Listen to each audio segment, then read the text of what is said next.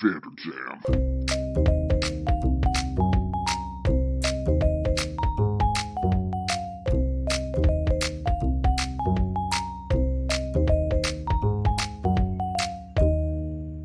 Good morning, Monday morning. Ladies take notice and haters take warning. It's the Vander Jam. As always, it's me, Mayor Howard Vander, and as always, you can find me living over on Twitter at Vander_I am.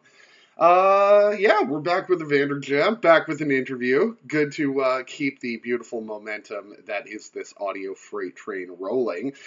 We got a real treat for you guys this time. As you may have noticed here and there, Mir talks about his various bands, including the three that have upcoming debut releases. You can head on over to soundcloud.com/scrundleband to hear the one single we dropped. But more importantly, we're here with an actual musician doing actual good work. So this time we're sitting down in studio with friend of the show at Jesse_Jett with 2 T's to talk about music, mythological percussion, and the ins and outs of the club scene in the Florida Keys. We also talk about Brian Wilson and George Harrison a lot. All that to say is I'm not going to take up a lot of your time because it ended up being a very fun conversation. Plus, a little history got made as we have the first ever live musical performance on the Jam. So stay tuned to the end. My voice may put you off, but Jesse's beautiful singing voice and songwriting sensibilities will pull you back in like a gangster in that movie. Yeah, if you want to get pulled into the syndicate that is the Vander Jam, hit me up over on Twitter at Vander_I am or email me at IamHowardVander@gmail.com. Always happy to spotlight, especially fellow creators. More importantly, give at Jesse_Jett with 2 T's a follow, or head on over to jessejett.bandcamp.com to learn and hear more. Or you can just wait until after the hop and learn and hear more in the episode that follows. Hope you're all doing okay, and that none of us have wandered off into the Ukraine this week. Sage advice. Take care of yourselves and enjoy the episode that follows, because I know I certainly did. And we'll be back before long with yet another beautiful edition of the Vander Jam. All right. Well, it has been a long and interesting Saturday of trying to put together my forthcoming masterpiece, one of the 3 records I'm working on. As a welcome change of pace, I'm going to talk to a musician who has talent. So I am here with friend of the show and first-time guest on the show. We are here with the one and only man of notes and man of letters. We are here with Jesse Jett. How are you doing tonight, sir? Oh, I am fantastic. I'm so excited to be here. Well, hopefully the rumors are true, and I am one a hell of a conversationalist. If people want to start a conversation with you, follow before the rest of the episode puts them off. You can be found at Jesse_Jett with 2 T's on Twitter. But if you take a look, you will also notice that you can be found at jessejett.bandcamp.com. Mm-hmm. So no SoundCloud for there. you. You're playing in the big ones. Now, to be fair, I think I have an old SoundCloud still that has, among other things, an acoustic cover of "What Is Love" by Hathaway. Okay, still kicking around on there. I mean, that's a legitimate question, right? Do you know what is love? Does anybody? Well, I think if you're ever in a situation where you're yelling, "Baby, don't hurt me no more," that's probably not loving. That's not it. That's battered Hathaway syndrome. Yeah, you done something wrong. Girl. It was a cry for help, and we were too busy dancing to hear it. Exactly. It's like the true tragedy of Hathaway. Yeah. They say that about some songs though. Like "My Name Is Luca." Hathaway was a very tragic figure in 90s history. Yeah. who's that? My name is Luca. I live on the second floor. It's like cheerful pop song, and it turns out it's about child abuse. Mm-hmm. Mm-hmm. Or, of course, Layla, which is the riffinest song about cuckoldry. Imagine being George Harrison stuck in rush hour traffic and that song comes on.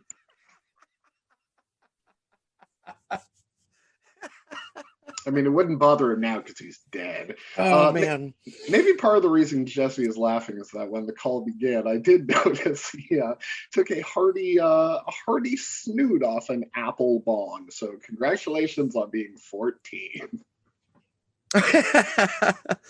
That's, that it started on a lengthy road trip. Something you can get at the gas station, easy to dispose of, easy to find another. And then that became my signature. It's kind of my calling card. I see. In fact, at the beginning of an awful lot of tracks, you'll hear a signature little, and then crackle, crackle, crackle, crispy, crackle.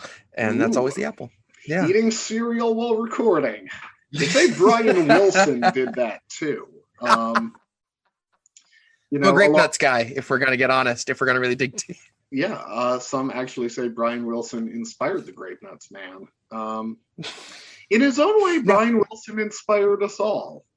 Proving that you can make Grape Nuts inspired us all. Yeah, you can make great breakfast choices and drive yourself insane writing songs about surfing.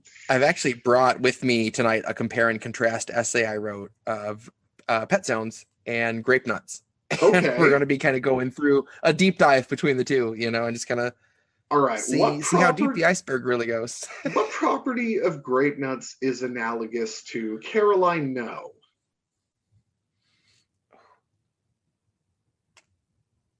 I would just say the density after it's absorbed the milk. When it becomes like gritty quicksand.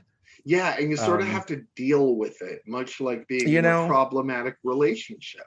And it absorbs all this time. Exactly. Yeah. You again, I don't want to give too much away from chapter 2. Well, exactly. You got to buy the real thing. I mean, Bob Woodward does that. Hey, everyone, I have proof that the president committed murder, but you have to read my book to find out. God, what a time to be alive. Then again, you can always say that. You know who can't say that? George Harrison. So, I was on a big George Harrison kick. Well, it's been a roller coaster of George Harrison kick for the last few years, but the most recent one, I was just really struck by that desire of his to pronounce like care as cur and chair as chur. I was like, it's such a unique little right curve to take. Bong, It is in a lot of ways. Never heard another artist do that. Like, this is how the word's pronounced, but what if I just make it your own, John Fogerty does that. It's very true. Yeah, it's I've always thought in a very guttural way. Yeah. I like to imagine John Fogerty calling 911. It's like, my house is on fire. My family is badly boined. Go to the end of the laneway, then turn left. It's like, I didn't know John Fogerty was from Boston. And I got more than a feeling, am I right? So enough about dead artists that I don't really care for. Let's talk about a living one that I do.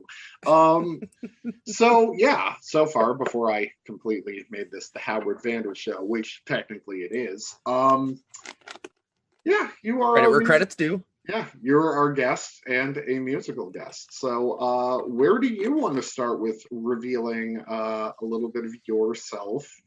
Do you want to talk about how you came to music or how you came to Twitter? Oh, let's start with Twitter. Okay. I mean, Twitter is a website, right? It is. No. In a lot of ways, a nightmare-made website in the flesh. If you wake up angry and you want to go get mad at the first thing you see, Twitter is a fantastic place to do that. no matter, little to no context needed. It just, you see it and you can just barrage it with your anger. Well, catharsis is nice. And it's important for people, you know? Not everybody It's has a heavy bag or a spouse they can yell at. You know, all threads run together here: music, emotion, domestic unrest, and the one and only George Harrison. Let's say it all comes back to George. Exactly. It's amazing what you can tie together when you're like 4 minutes in. Okay. So Twitter, God. Twitter. I mean, I've been a musician for a long time and done solo stuff. How long is a long time? I started playing out regularly in bars and clubs and whoever would have me at 14. Oh, wow. Both of my parents were musicians. And so when I started playing guitar around 8 and like writing songs. And next, I was like, started learning a few covers around probably 12. I was like, I want to try to, play somewhere. And my parents were super supportive of that. And I mean, the lengths I had to go to were quite a bit. Like a few of the bars that would have me, I had to get a notarized form that I was going to be there for X amount of time, here to perform on this date, not going to drink, and had to just be covered in hand stamps. Years old and getting on stage and playing Love Gun. I think that's reasonable to ask for some assurances there. So I did. I mean, they would have, 4 different armbands on each arm, stamp, just whatever they had to do to make sure that I was marked. Yeah. But yeah, my parents, God bless them, they would just let me around to gigs and let me start playing as much as I could. Come over the PA. Please do not touch the boy. And this was Panama City, Florida, too. So people, crowds got handsy. You had to have a cattle prod to really keep yourself safe. Yeah. But yeah, so I did, performed for a living for quite a while, actually, in the Florida Keys, and then play in a duo with my wife as well. Sorry, I was just thinking of whenever I hear in the Florida Keys, I think of Kokomo, and now we're back to Wilson. And fun fact, actually, I am not a huge Beach Boys fan. There are some Beach Boys songs that just bother me on a molecular level. And Kokomo was one of those songs. And I made the mistake of saying that once to some coworkers. And then every morning when I came in, and as often as they could throughout the day, Kokomo would get played on loudspeakers. Kokomo would just be... Kokomo workers.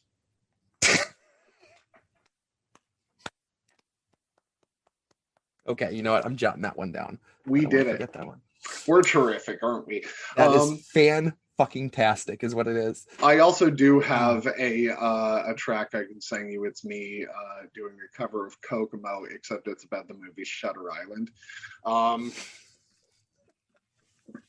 Again, it sounds like I'm making that up, but I'll prove to you it's not. Let's talk about... I'm absolutely on board.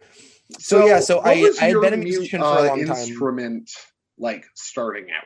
Were you a piano prodigy, a rocker, stand-up bassist? Guitar was my go-to. I started playing guitar at 8, and I play drums, cajon, especially the little sit-on box percussion instrument.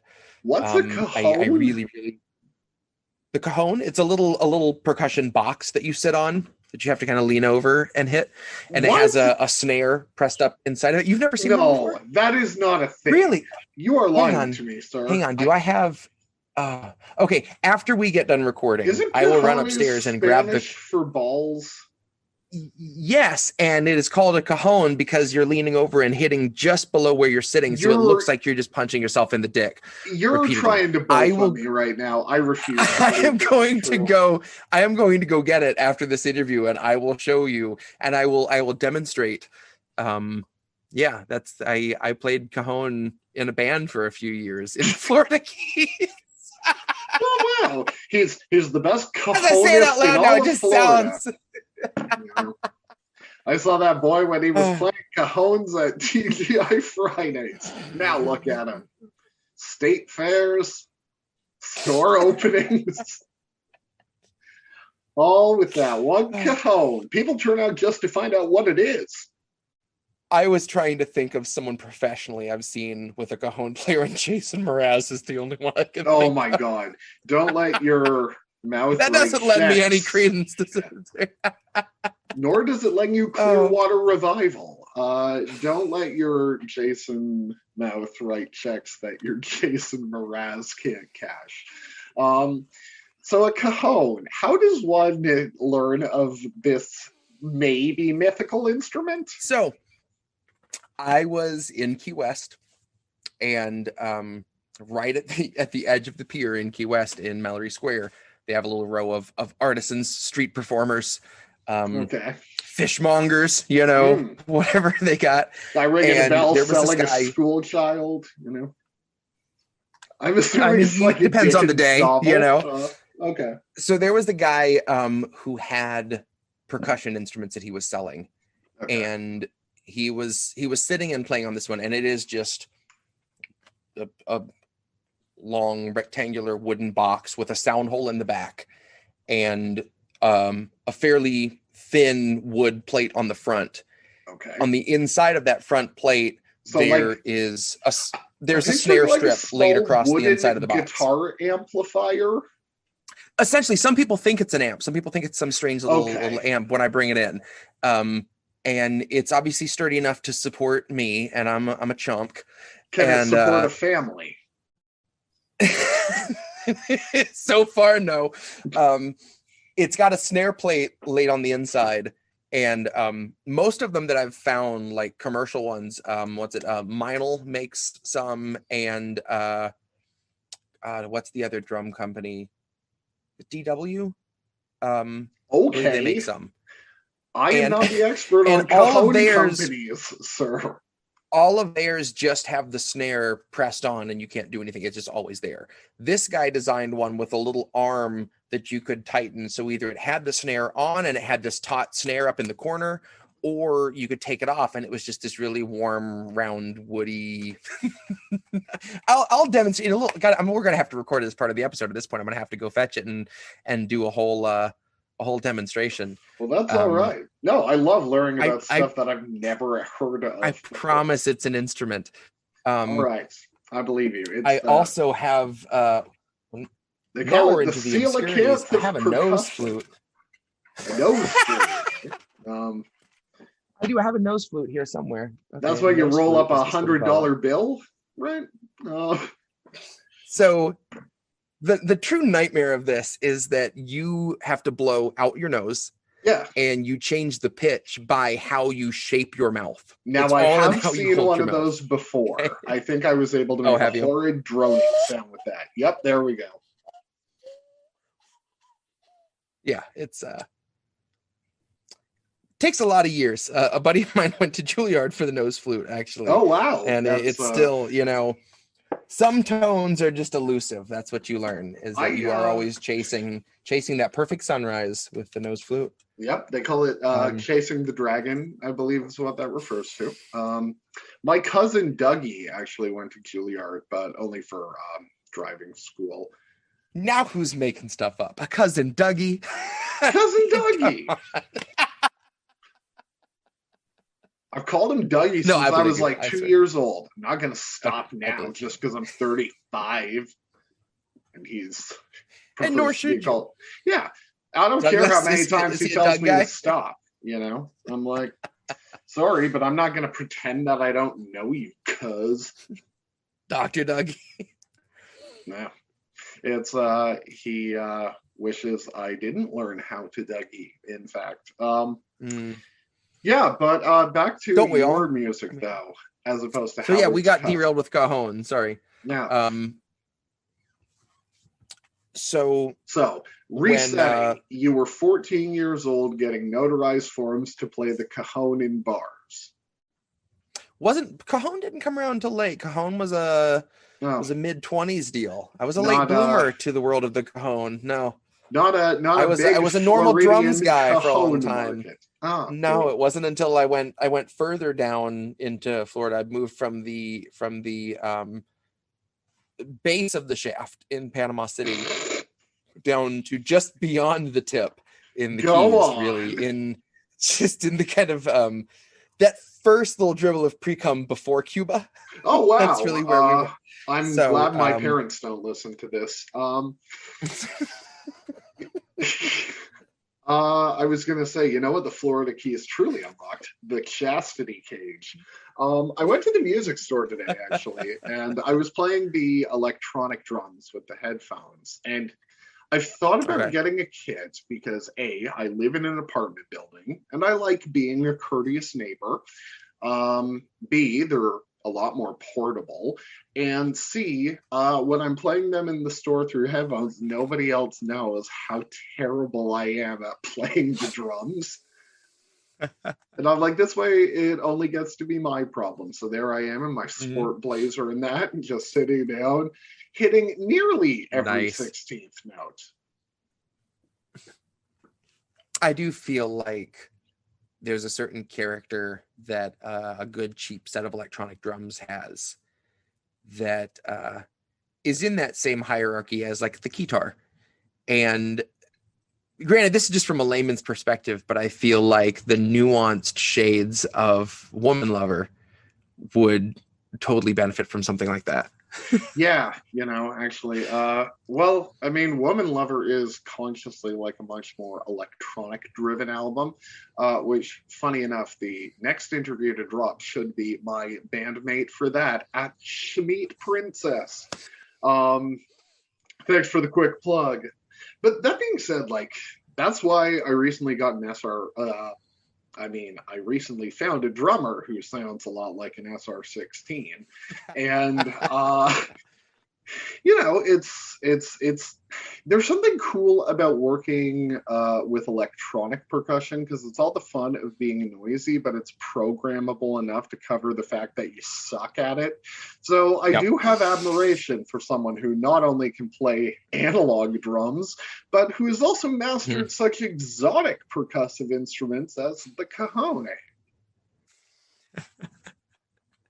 And you know what's sad is I don't think I've recorded any cajon for any of the songs I've done in the last couple of years for all this stuff. No, I know, which is just it's a shame. Well, it's like my mom used to say, play the drums, be surrounded by chums, play cajon, end up alone.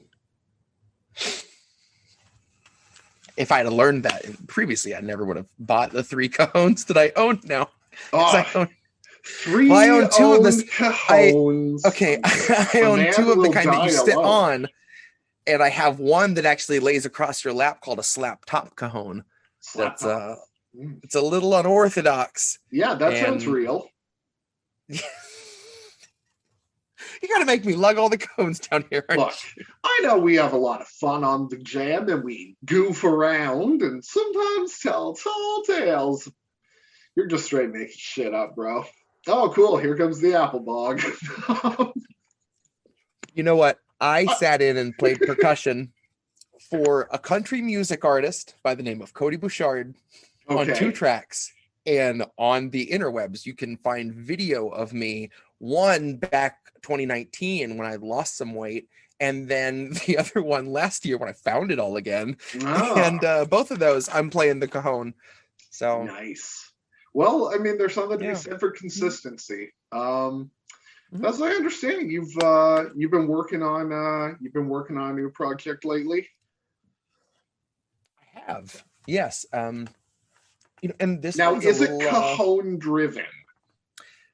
It's not. And as we're saying all this, I'm feeling like that's a big mistake right there.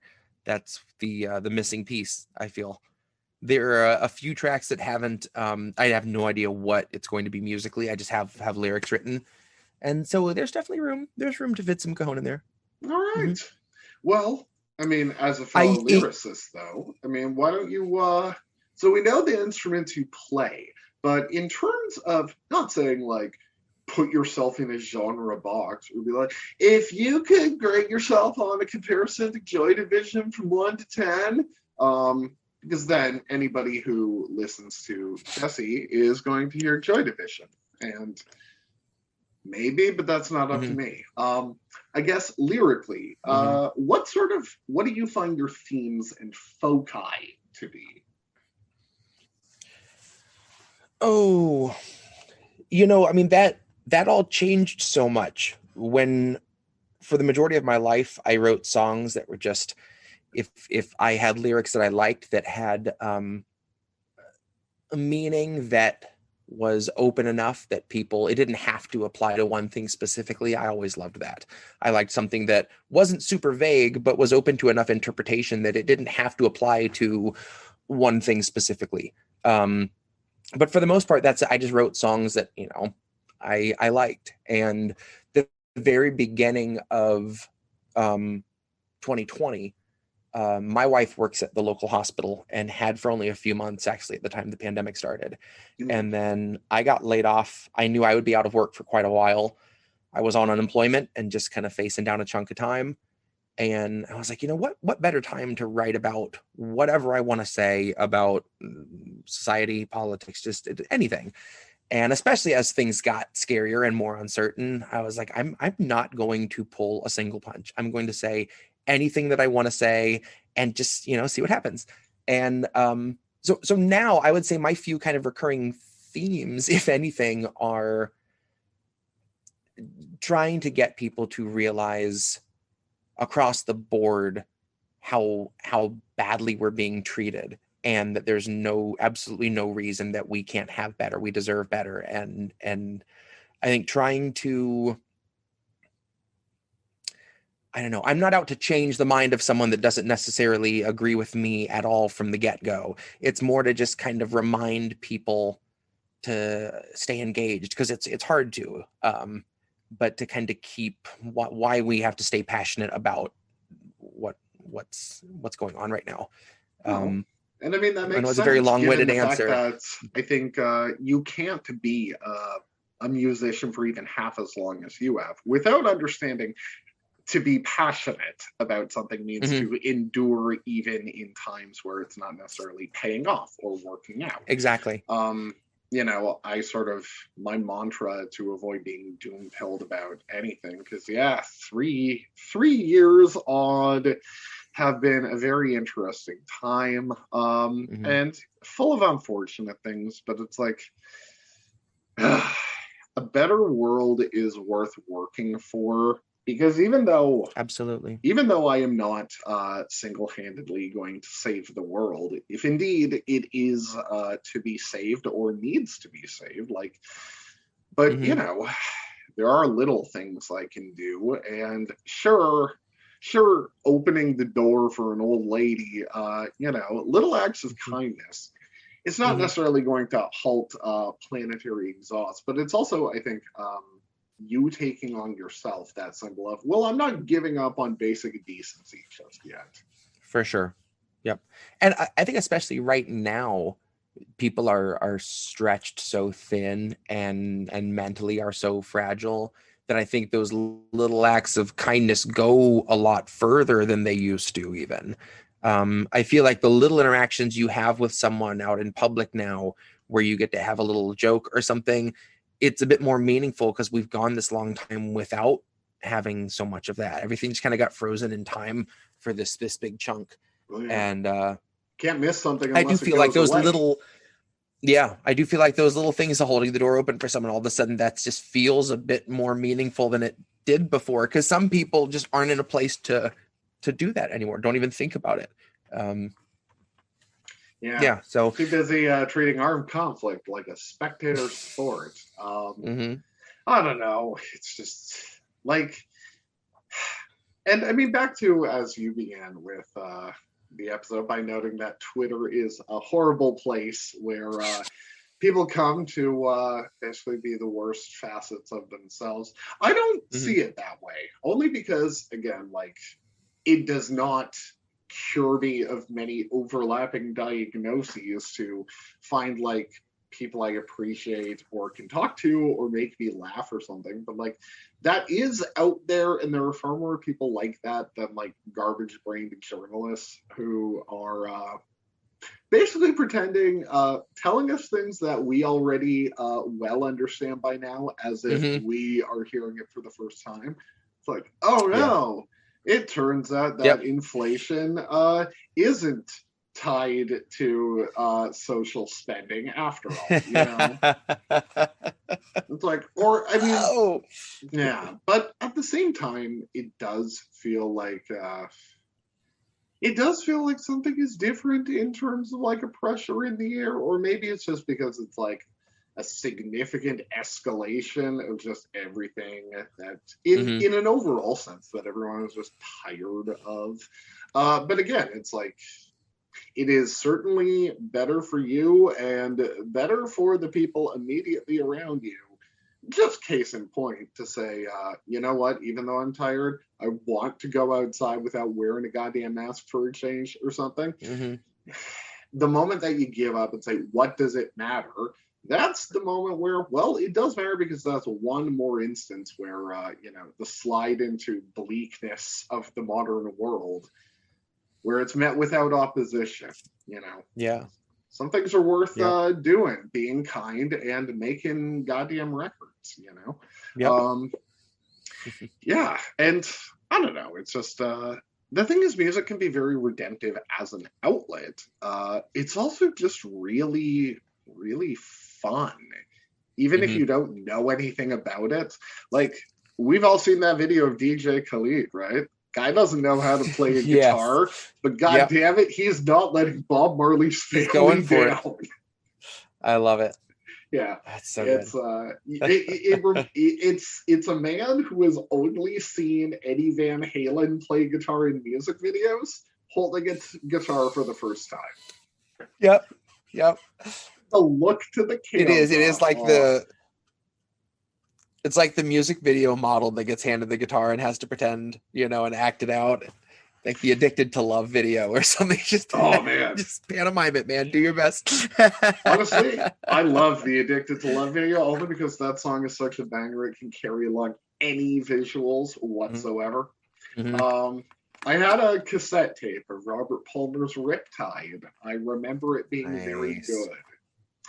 That was it Trick Bag, I think, which it feels uncomfortable saying aloud.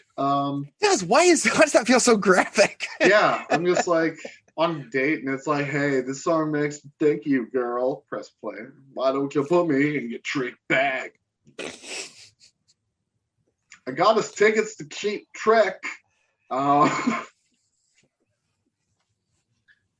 Where are you going? They're non-refundable. I guess she doesn't like power pop music. Cheap Trick's kind of a band I don't understand, where I guess they were pretty marginal and then they have a live record at like Budokan Hall or something, and then they became like overnight Yep. Japanese superstars. I don't know. Yeah. Uh, People have interesting trajectories. Brian Wilson is one where a guy who wrote songs about cars and surfing would have Mm-hmm. like the psychic breakdown of a generation and Mm-hmm. end up basically creating incredibly forward thinking pop music while still being like definitive melodic pop melodies and stuff. Yeah. Um, and I mean, sort of back to the idea of the cajon and sort of the maybe an unorthodox approach to music. I had a phase where I was super into Animal Collective. I still like Panda Bear a lot, but Who doesn't? yeah, I mean, and I think it was Pitchfork because, all right, whatever. I used to read it. I think they brought it up We all did. though that the record person Pitch, part of what makes it so good is they likened it to the Beach Boys in the sense that it when you think of it as sort of like Beach Boys type music as applied to more like dance or sort of EDM style, it is interesting because like primarily the lyrics are more in service of conveying an emotional feeling as opposed to classic protest songs where it's two chords and a guy with like absolute clarity in his voice being like, in 1953, a man was wrongfully accused for the color of his skin. I, a white man, sing this song. Phil Oaks. I love Phil Oaks, I do too. And I mean, that was somebody a sad once story. one of the first songs I put up on Twitter, I remember someone saying like, this guy might be this generation's Phil Oaks, and I went, oh wow. like, yeah. Oh no. Careful what you wish for. I'm gonna die. I was compared to when the 64s dropped one of their first records. Somebody said that I was our generation's Jonathan Richman, and I'm like, well, that's great, but no one knows who Jonathan Richman is, and I'm like, that's okay. I also don't want to be popular. That being said, though, popularity, music. Back to you. Tell me about one thing I noticed you've been doing lately, and that is embracing video in addition to audio. So tell the good people at home, the glorious Jam Nation, who is Cy Oppenheimer? So Cy Oppenheimer is, well, Cy Oppenheimer is a candidate running for state seat 12 in the big race. I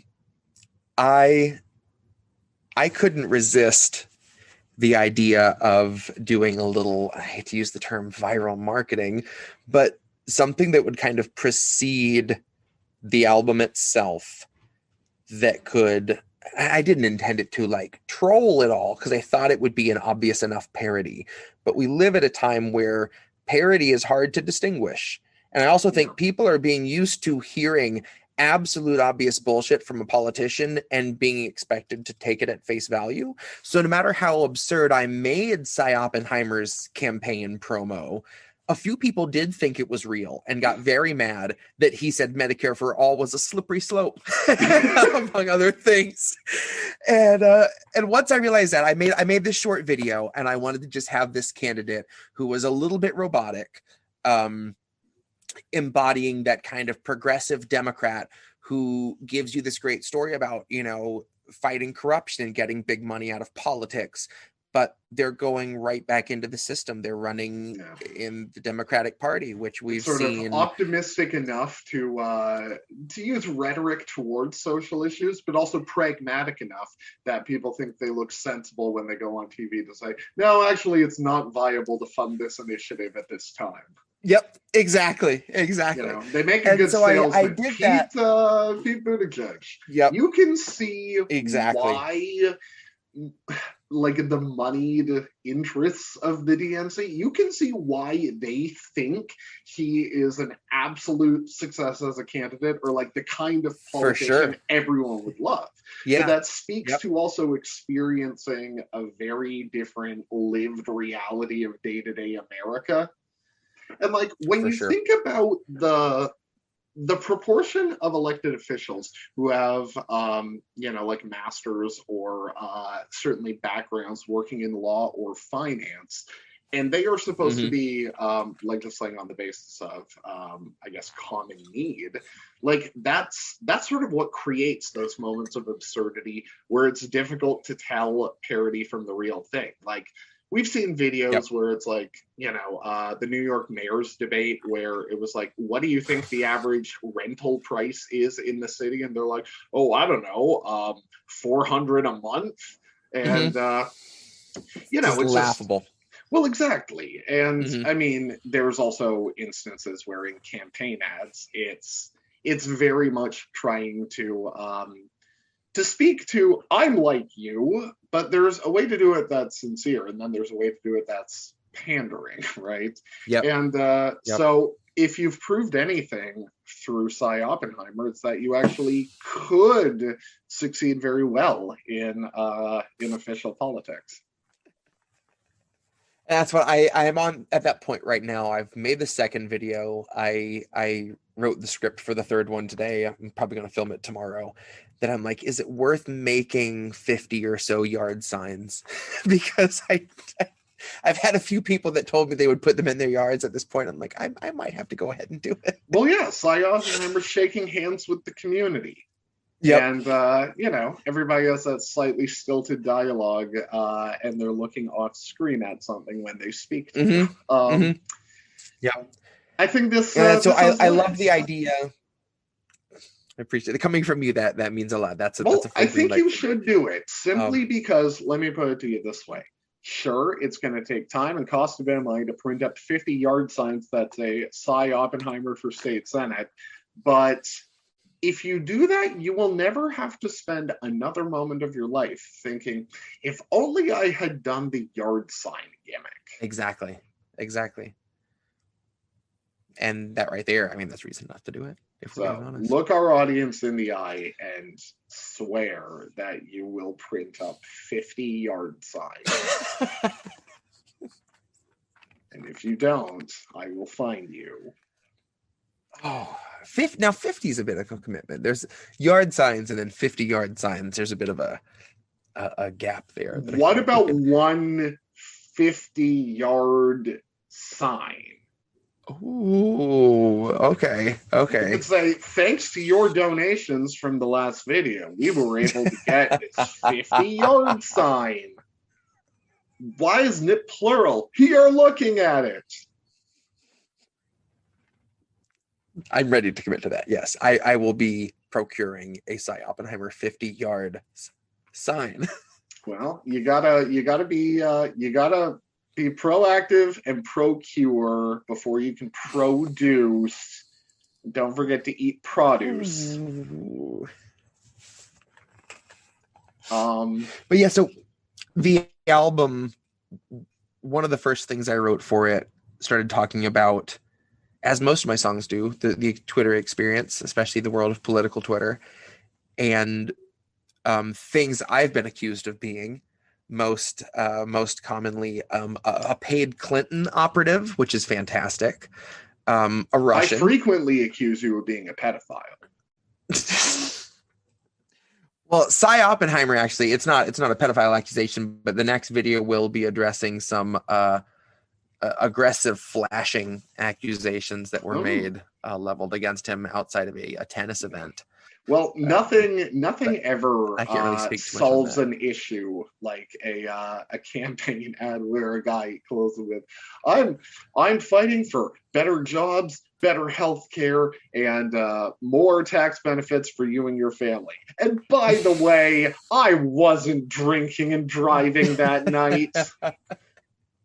It's like, you know. Or just fold into a whole bunch of like better standard of living, universal basic income, free child care, lower age of consent. Leave me?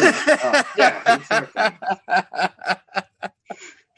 Slip in one where he's rezoning. But a common one is grifter. You get hit with the term grifter a lot, which obviously if I was trying to grift anybody of anything, I wouldn't be addressing half of the things I addressed or calling out some of the things I call out. Yeah.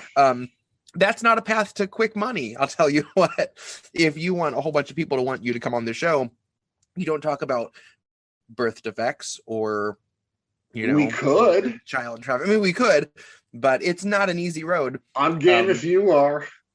Every year, hundreds upon hundreds, dozens of people are born with birth defects. What are you going to do about it? Play Elden Ring and not think about it like an asshole? Or are you going to be part of the solution? I'm Cy Oppenheimer and I approve this message. So on. There, it's yours.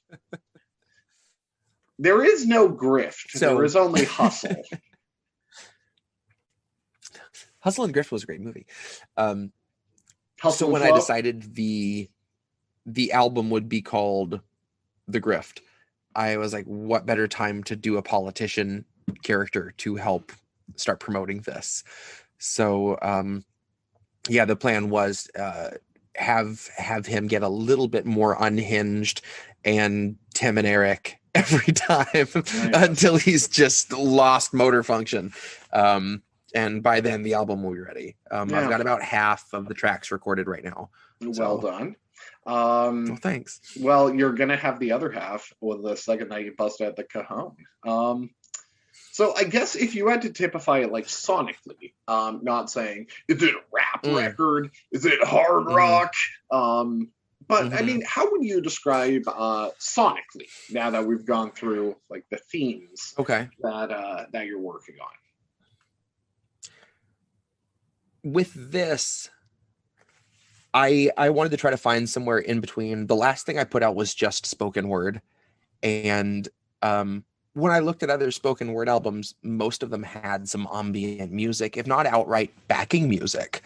And I liked that, but for that project, I wanted it to be just my vocals and to not feel like a produced song to go with this piece, but almost like it could be something you intercepted. Here's some recording that someone was able to slip you through the fence, that kind of urgency to it, Yeah.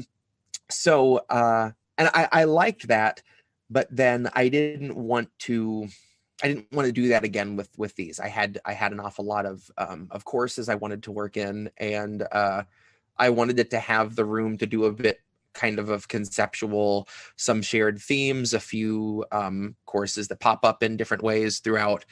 But I wanted it to still have some of the delivery that's a little bit closer to spoken word. So it's a little bit dreamier, a little sparser, and a little slower and more moody than a few of the last things I'd done.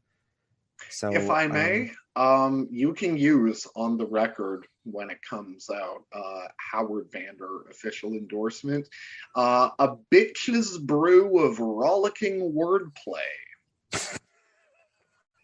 I am going to make a fake like Nintendo seal of approval and put that on the corner of the album. I'm Howard Vander and I endorse this product. Real ones look out for real ones.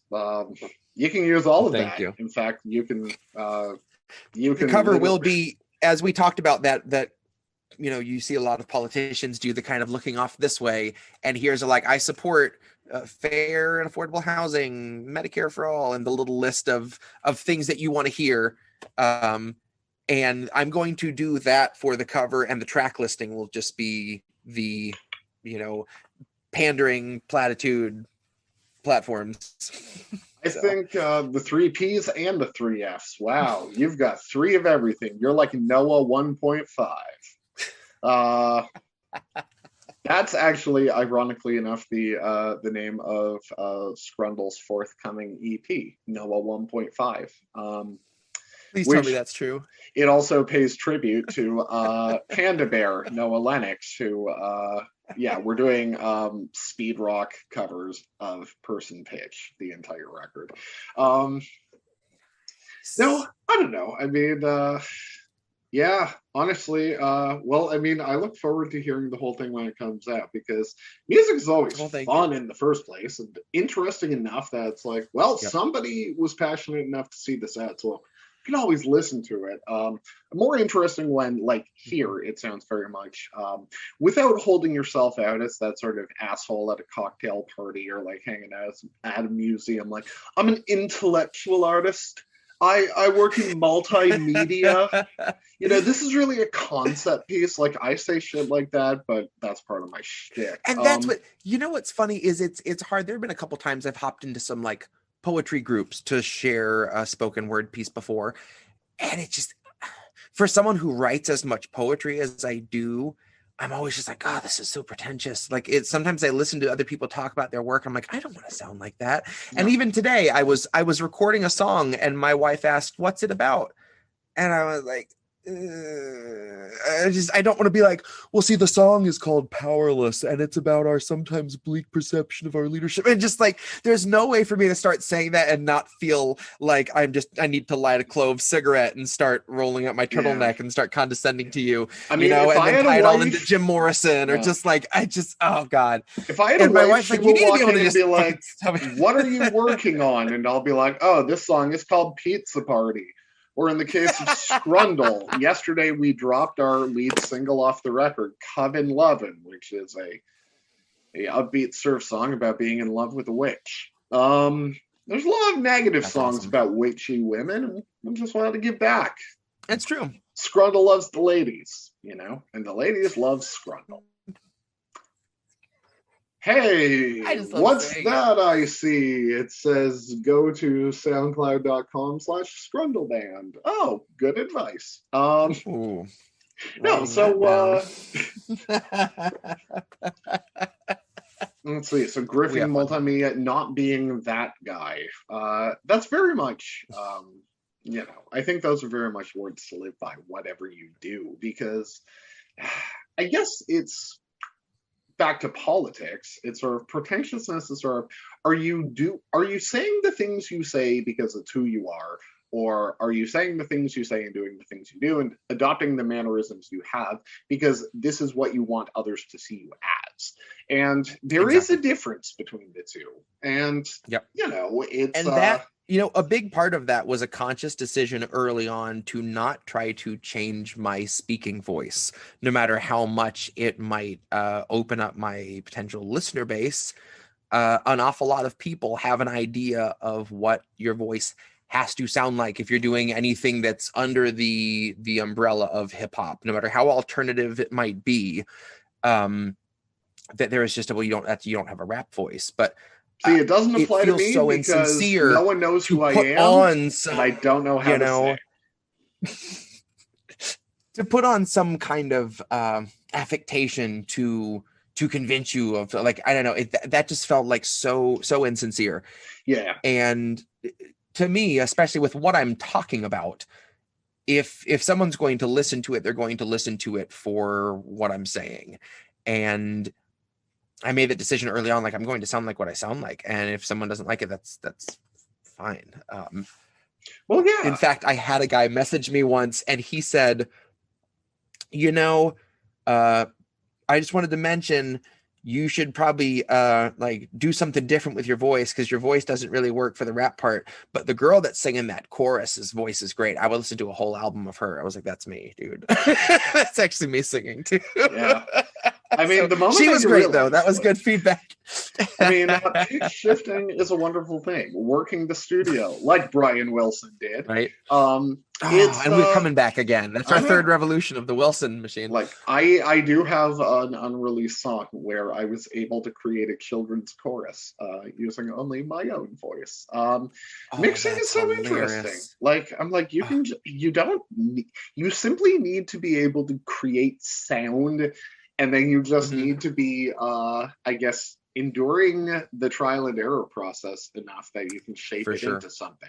That's Yep. my approach. I'm just like, Yeah. well, I'm I'm in my 30s, tired of not being in a band, always wanted to be in a band, so I'm going to start a band. Boom. What more do you need? And then, Nothing. just things lead to another. And, I've sort of picked up a few things, or at least I know how to hold things without breaking them and just make noise and find people to make noise with.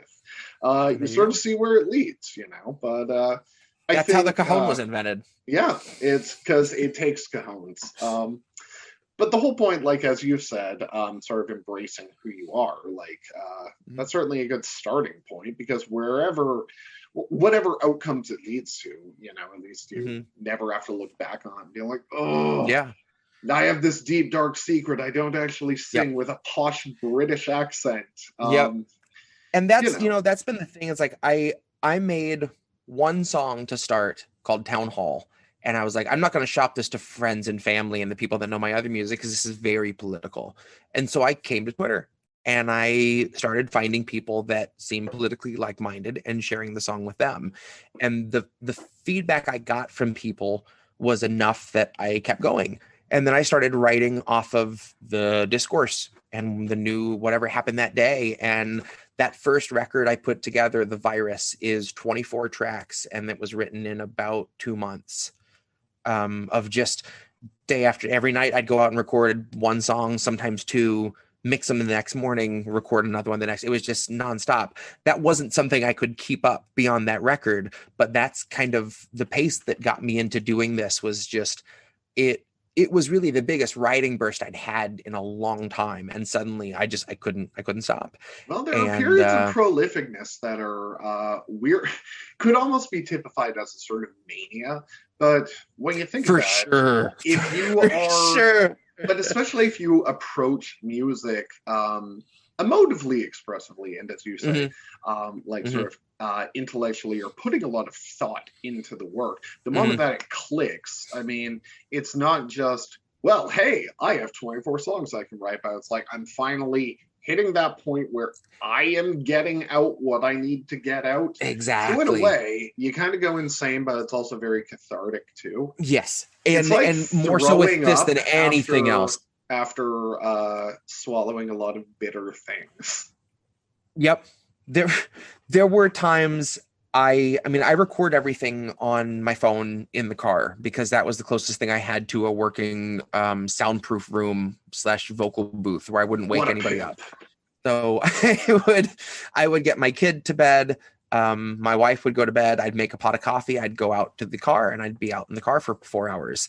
And I would get out feeling like I'd been in a road trip, just like creaking and cracking. But that was flying V plugged into the cigarette lighter. And what was so great about that was I didn't have to worry about sound, about noise.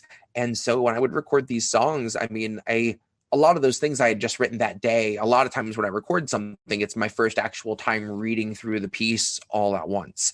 And those emotions, I mean, still for stuff I wrote a couple of years ago, those emotions are still, it's all still valid. Unfortunately, it all still applies to our political landscape.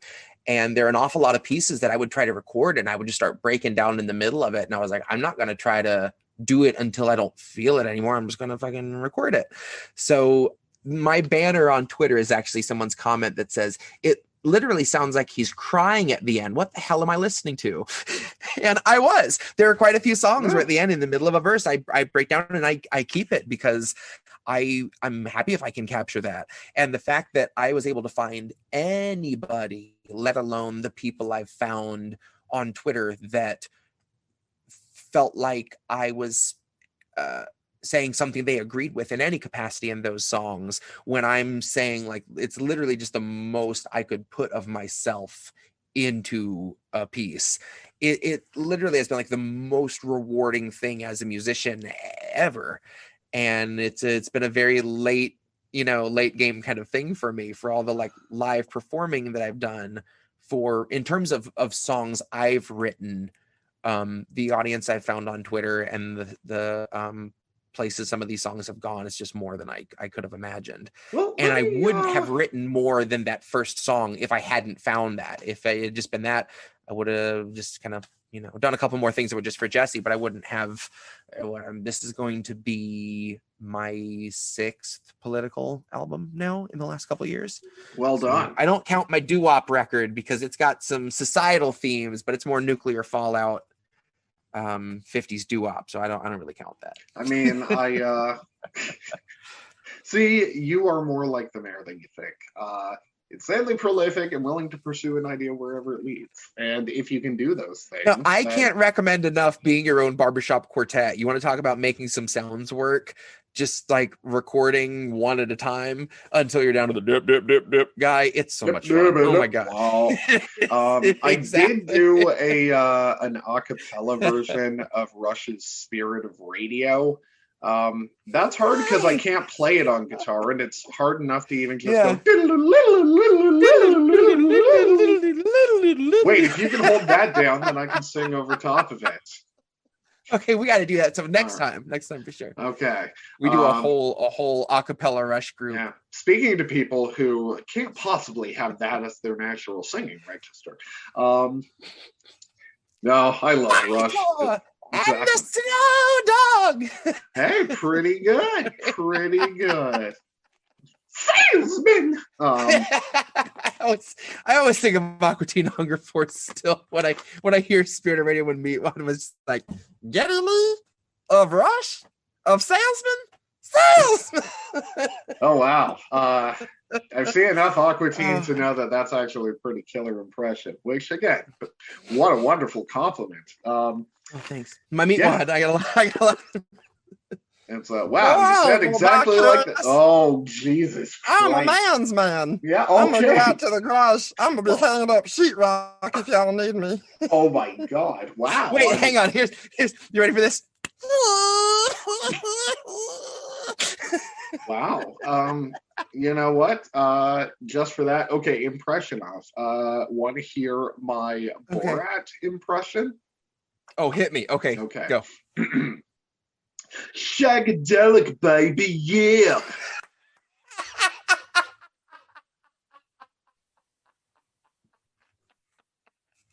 Oh, that was spot on. It sounds just like. Yeah. Want to hear my Ian McKellen as Magneto impression? Yes. Okay. Oi, we're the future, Charles, not dim. Oh man. How about I'm trying to think of what other great ones I can do. There's so many amazing ones to choose from. Actually, I pulled out the Walter Brennan the other night on a show, and I think you were the first person I did that. I did a little bit of okay. I Dr. recently Seuss as Walter Brennan. Yeah, I recently remember having a Walter Brennan off. That mashed potatoes I smell.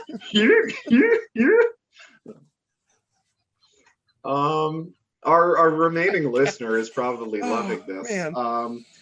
Do you ever wonder what Jimmy Stewart would be like if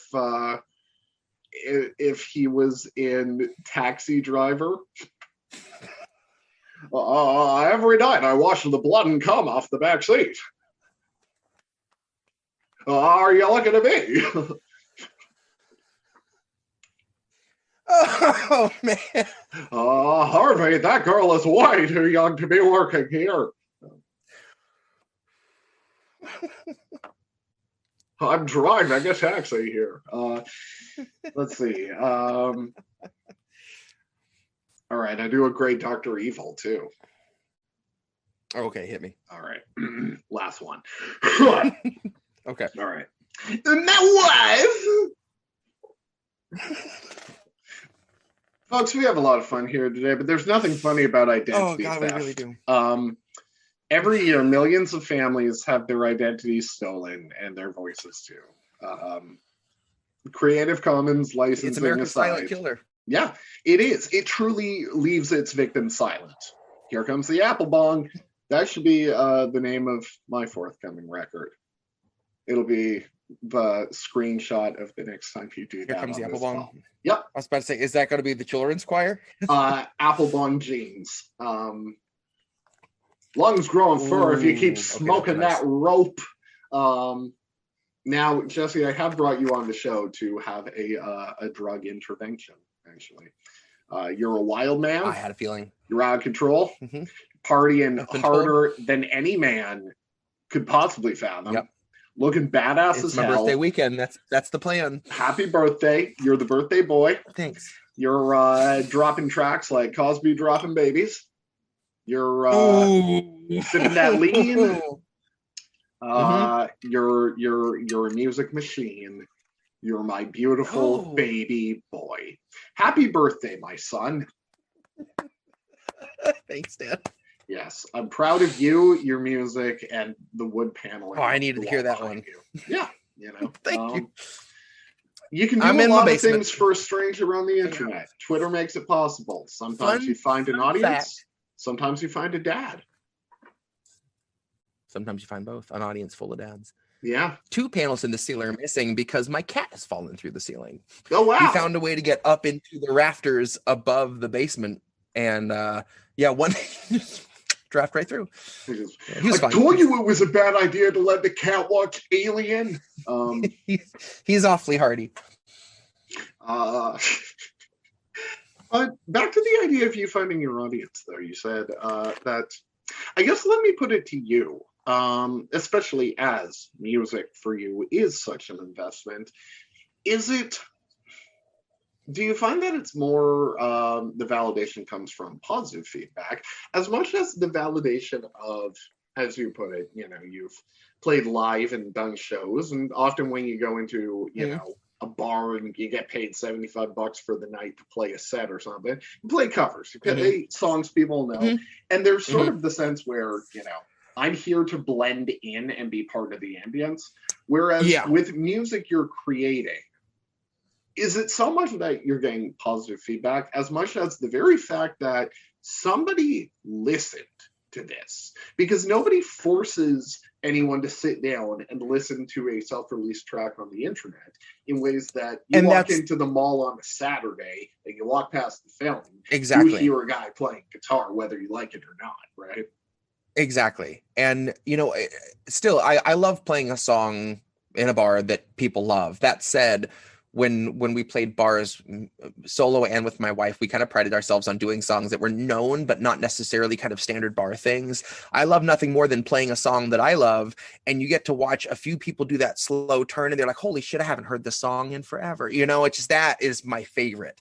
That said, the positive feedback and validation from a handful of people on Twitter for something political that I cried my eyes out when I recorded is worth having 1 million followers on Twitter for songs that were just about whatever I wrote, you know, just bullshit, kind of living my life and breakups are tough kind of horse shit that I used to, I'd write a song and be like, that's cool. That's literally a think that's lyric a cool on line, the upcoming but Strundle album. So you watch your goddamn mouth, pal.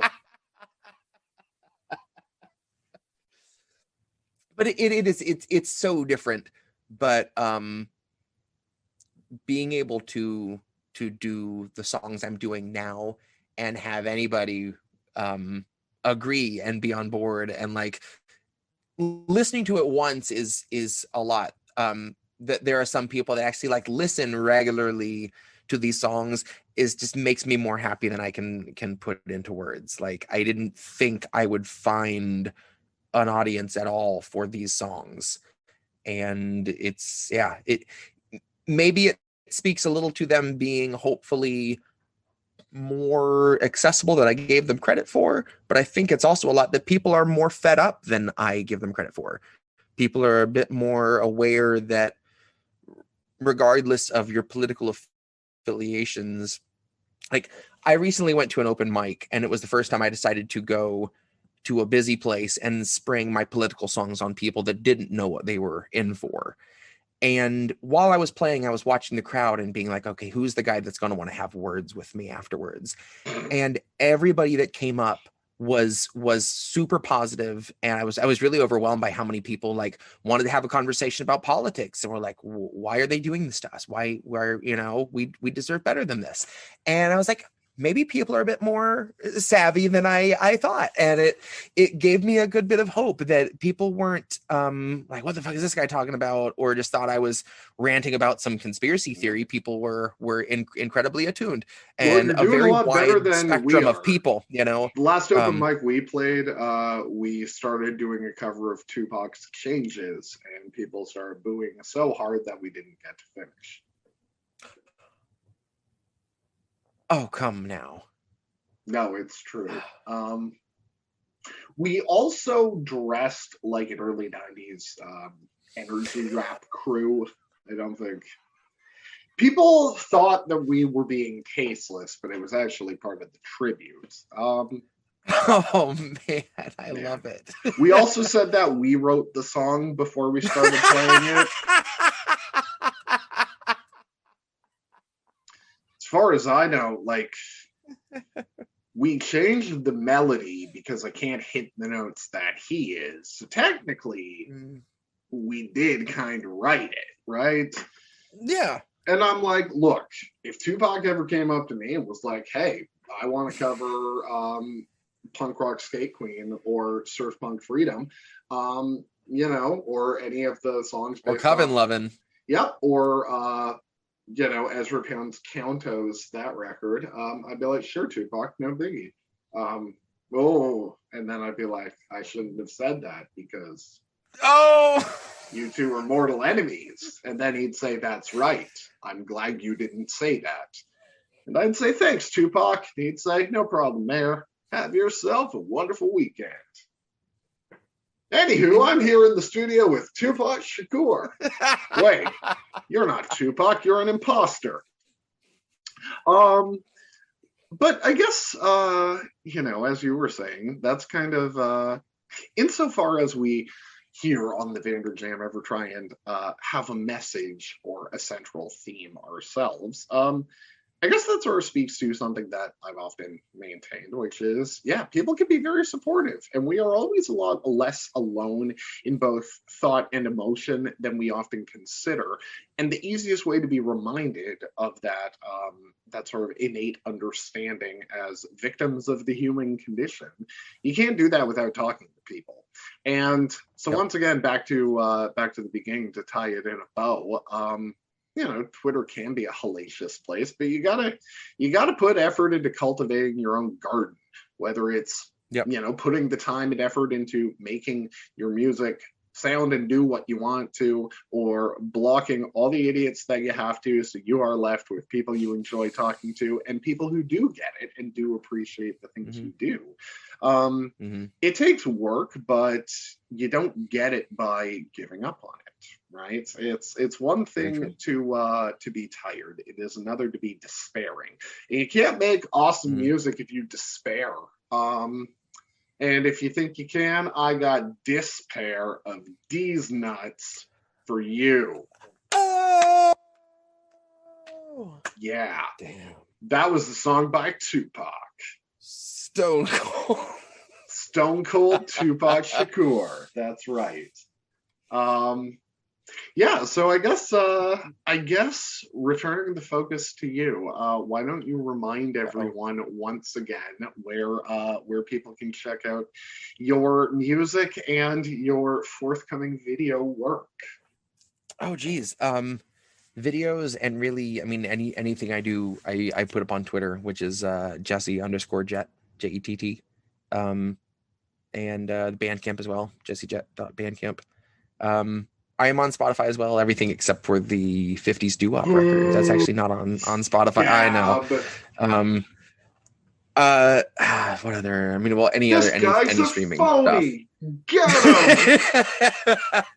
I'm gonna go to all your shows now and just stand there. God, Judas. This is worse than feeling going electric. One of the best heckles I ever heard. I saw Gordon Lightfoot, and right after he played "Wreck of the Edmund Fitzgerald," some guy in the crowd goes, "It was better on the record." Like, he's 80. Give the man a fucking break. He also survived an aneurysm. Get fucked, Lightfoot. You'll never work in this town again, you piece of shit. Oh, Panama City, Florida. Yeah. He learned a valuable lesson about why people don't go there. Our boats don't sink like that. I always like to mention that if somebody wants a record and money is an issue, please message me. I have like free download codes from Bandcamp. I will give it away. The most important thing is getting it heard. So working for the exposure. You got it. Yep. Much like Cy Oppenheimer, also wanted for exposure. It's true. Yeah, so I understand though that before we say goodbye, you're going to make some musical history for the Vander Jam, because you will have heard Jesse play something at the beginning of this episode, but now we can hear Jesse play something at the end. And what's this? Howard's bandmate left a small synthesizer here. Maybe he can add some texture. I suppose it would help if the amplifier was plugged in. Oh, here's me swearing in the background.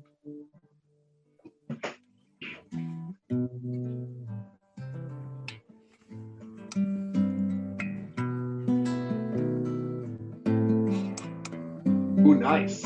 Got that sweet Nancy Sinatra action going on.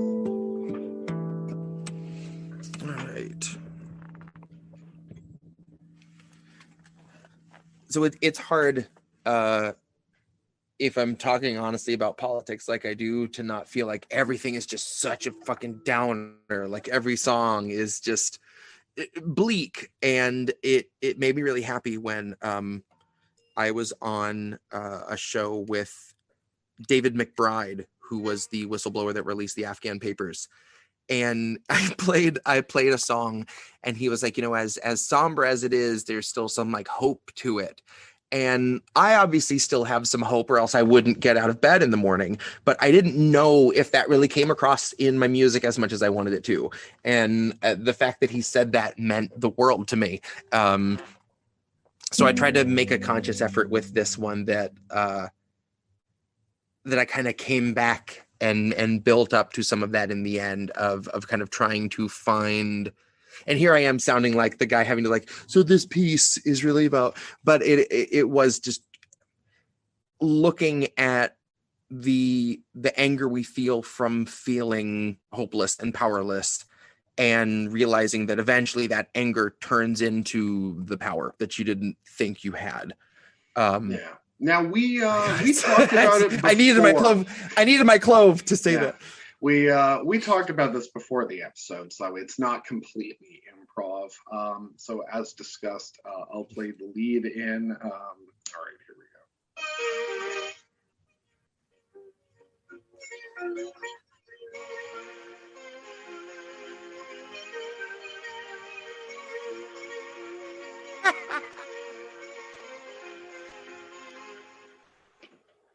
Just kidding. Go ahead. I was about to start playing bass. Oh, okay. Well, if we're doing this then.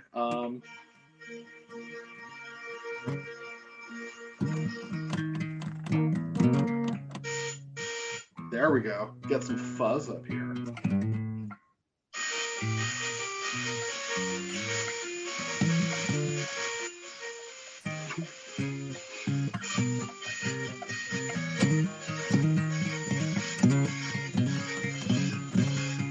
Let's go out and make it easy.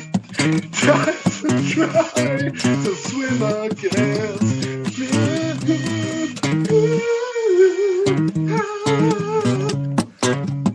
And that's the story of Coldplay. And cut.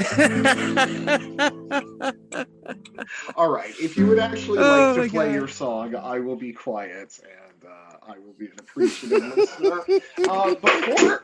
Jesus Christ, before I do that, Jesse, I would just like to say a personal thank you on behalf of the wonderful professional operation we have here. Wish you all the best. Be sure, everyone, to stay tuned for jessejett.bandcamp.com. Give a follow, and the song he's about to play, it better be good. Oh, okay, here we go. So yeah, this is off of the upcoming album The Grift. This is called Powerless.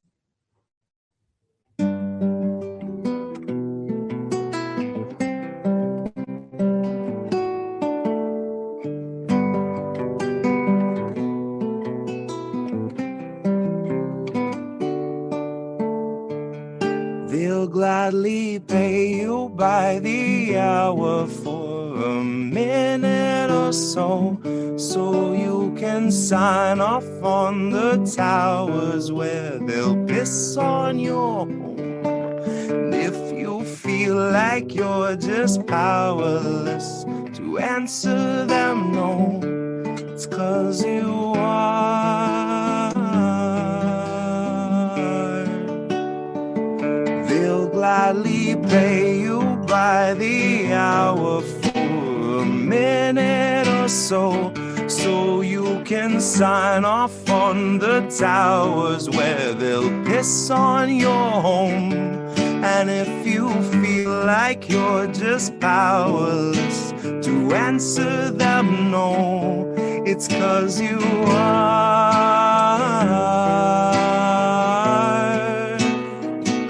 It's 'cause you are.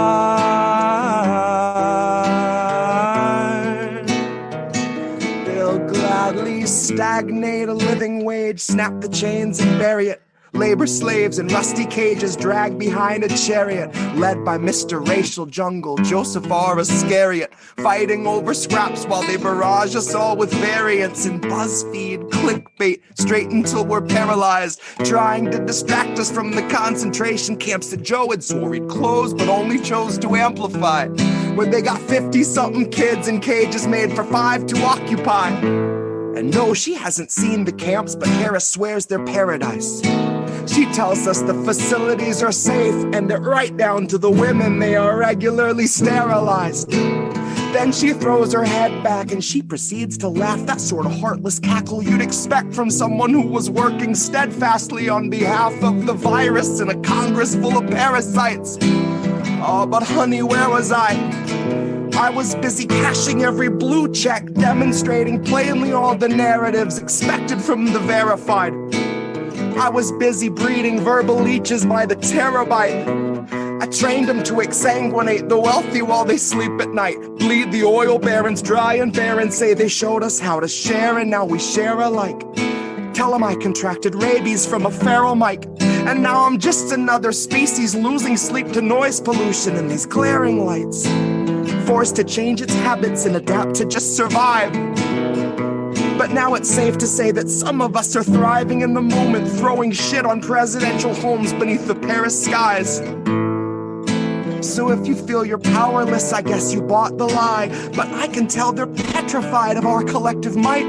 I can hear those gentrifiers weeping at the sight of our collective rights. And I only can imagine the intensifying fear of knowing revolution's near, and all that's left to do is simply wallow in the thick anticipation of a rabid bite. And one day you can ask your leaders just what that was like before you grab a slice.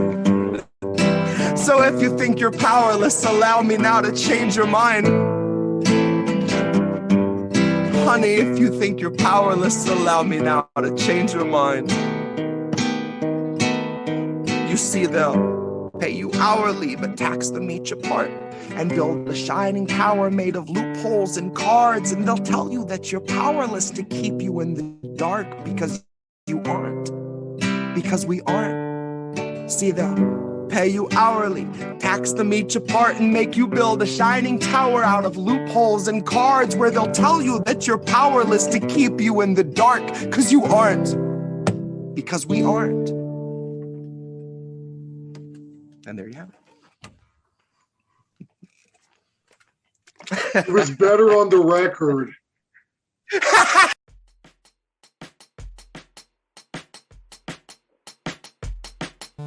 I know a lot of spooky girls, broomstick bays with the waterfall curls. Let me fill your bonfire up and let me take you for a whirl. Let me hang out with your sisters, let me be your little mister. When she's got that mojo magic, no man possibly resists her. Oh, she's heavy in a cult. Oh, I love her hard, but it's not my fault. Bubble up your cauldron, babe, with your eye of nude and razor blades. Speak the chant that gives it life, and let me serve you lemonade. I don't have to drive you home on your broomstick. You have flown, come gray malkin, paddock calls, not picky on my load is blown. Oh, you've got those hips that thrill me. Oh, I hope she doesn't try to kill me. You'll never learn what true romance is if you don't take some spooky chances. You're directed by Robert Eggers. The moon is full, let's get you preggers. Wake the priest, wake the neighbors, let them see our misbehaviors. Cross my heart and hope to die. I am free and I can fly. I have found a witchy woman, on her broomstick we will ride. Go!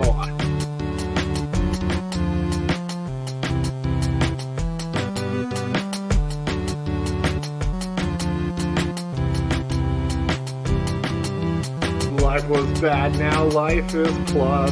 God doesn't think about people like us, and I would rather be with you than have to drive a city bus. Oh, she's heavy in a cult. Oh, I love her hard, and it's not my fault at all. She cast a spell.